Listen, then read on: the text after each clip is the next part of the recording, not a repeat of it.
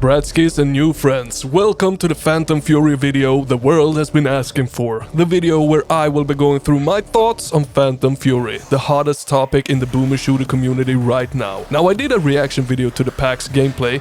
That video is not going to be released to the public as it does not hold the standard for the channel that I want every video to hold. It was more of an experiment. It's a fun watch, but not something I want to make public for the channel, so if you want to give that a watch, become a member, you must. She's over there! Flank her! So what I have done is I played the demo that released late last year with the train level. There is a full-blown video out on that as well. If you're keen to seeing it, I will leave it in the pinned comment. And now with the PAX, they dropped a new demo. They did not share that demo with me, shame on you 3DR, but they did share it with Alpha Beta Gamer. So I analyzed the footage as best as I could, and I'm about to share with you both my concerns and what really shines bright like a diamond with this title. And who is this guy? Well, I'm Slim from Sweden, and I'm here to rock your world with my absolutely mind-blowing good YouTube videos. I'm just getting warmed up. So you might be asking, what is Phantom Fury? Many think it is a direct sequel to the hit game I Am Fury, where you play as Shelly in the gorgeous build engine, blasting foes and hunting down Dr. Haskell. And in many ways, it actually is. But the developers have stated that instead of working as a direct sequel, this is meant to be more of its own adventure and experience. Not only using the Unreal Engine instead of the build engine, but also boasting a completely different developer compared to I Am Fury. But it sure does share a lot with I Am Fury. Nonetheless, in Phantom Fury, we embody Shelly once again. We set out to save mankind once again, and to do so we have to blast mutants in their face as well as soldiers once again to try and stop Dr. Haskell and his doomsday plans once again. It is a modern boomer shooter with a lot of interactivity through and through, and that is the main thing that you need to know about Phantom Fury. So in the first demo, we got to play on a moving train, and in the PAX demo, they put you in the desert right next to a beautiful bar. The first thing that really struck me was the game's interactivity. I love the System Shock outlines for things that you can pick up and interact with. Sure, it's a little generic, but I still like it, and I think it's a really nice touch.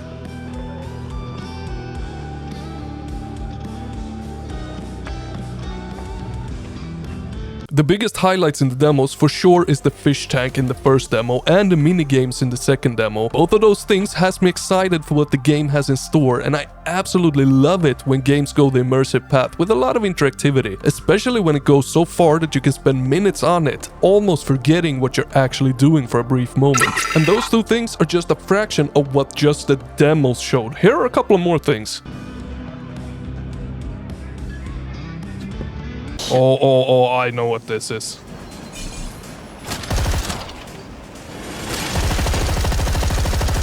Got no crosshair. I don't need one. Are you gonna peek?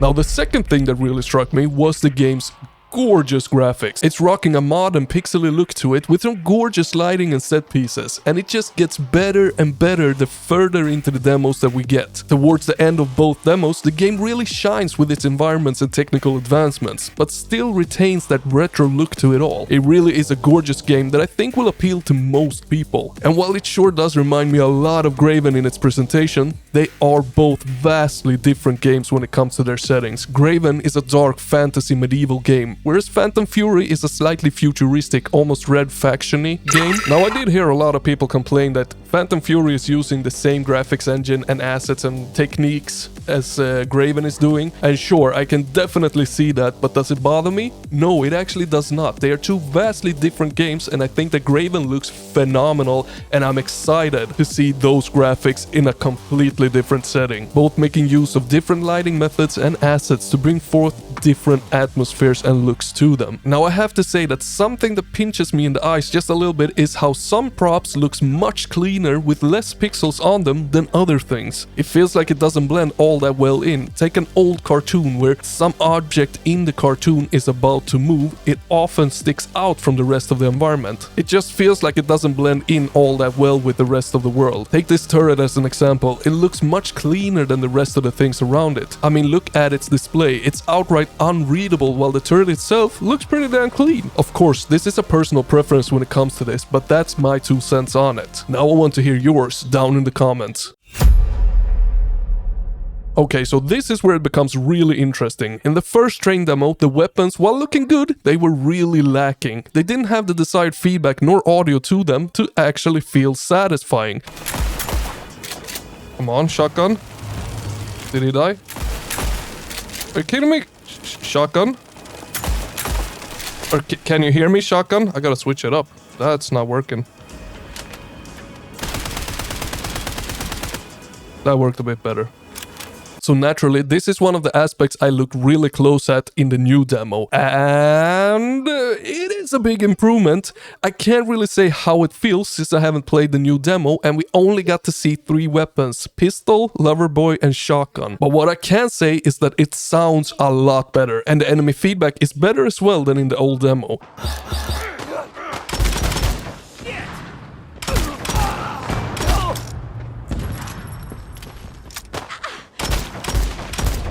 That said though, I still want more from the enemy feedback. It is an improvement, but it's still got ways to go to reach home stretch. But what is better is the gibs. The blood and dismemberment of the enemies are much better, but to actually reach that death point where the blood starts spraying and gibs flying, the enemies needs a lot more feedback to them. Just as in the old demo, the enemies don't react enough to getting shot. Some enemies don't react at all. I mean, just take this big guy as an example. He simply doesn't even flinch, getting a spray of shotgun bullets inside of him. And that unfortunately opts for some unsatisfying moments when it comes to the weapons. That is not all that there is to the weapons. There is actually another aspect that outright did not work in the first demo. The weapons, they boast upgrades. At certain points in the game, you will come across a drop pod of some sort. In that drop pod is a PC holding the key to upgrading both the player and the weapons. In the first demo, these worked really half-arsed if I'm going to be completely honest here. The first time I played the demo, I could upgrade, but it didn't show on the weapon. The second time, I couldn't even upgrade at all, it just bugged out on me. Now in the PAX demo, it works, and it works really well. We can see how the player upgrades the shotty with a stun. That upgrade both visually changes the shotty, adding a flashlight to it,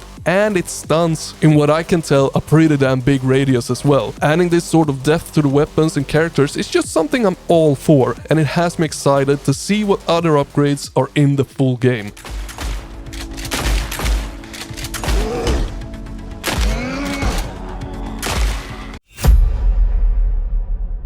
Now I want you to be warned, this is probably the most critical segment in this video. That said, Phantom Fury badly needs to improve its AI, both the enemy AI and NPCs placed out in the world to make it feel alive.